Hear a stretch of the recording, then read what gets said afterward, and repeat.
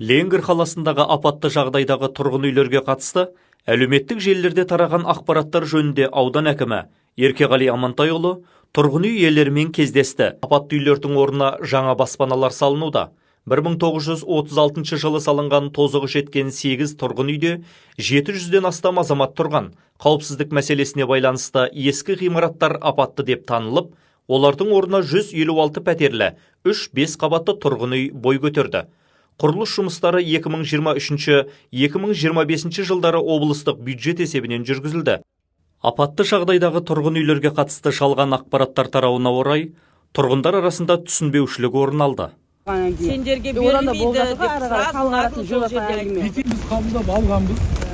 Ешқандай проблема жоқ. Үй соғылып тұр, көздеріңіз көріп. Егер қазір барып көрем десеңіздер, барып көрсетейік. Қазіргі таңда инфрақұрылым және абаттандыру жұмыстары аяқталу сатысында.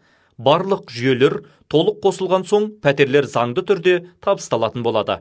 Жаңа баспана қауіпсіздік пен жайлы өмірдің кепілі. Менің есімім Жұлдыз. Бүгін келдік, мынау микрорайонда жаңадан соғылып бітіліп жатқан үйге келдік, көрдік, көңіліміз толды. Енді Алла қаласа осы үйге майдың соңында келеміз деген үміттеміз енді. Ленгір қаласындағы үйлерді ішін аралап көрдік. Құрылысы өте тамаша неде салынған. Жоспар бойынша майдың аяғында деп уәде беріп жатыр. Құда қаласа осы уәдесінде мынау халық жаңадан салынған тамға өз үйлеріне еге болады деп ойлаймыз. Бірақ өте жоспар бойынша тамдары жақсы салынған екен. Біз бүгін тұрғындармен кездесіп, мына апатты үйлердің орнына салынған жаңа үйлерді көрсеттік.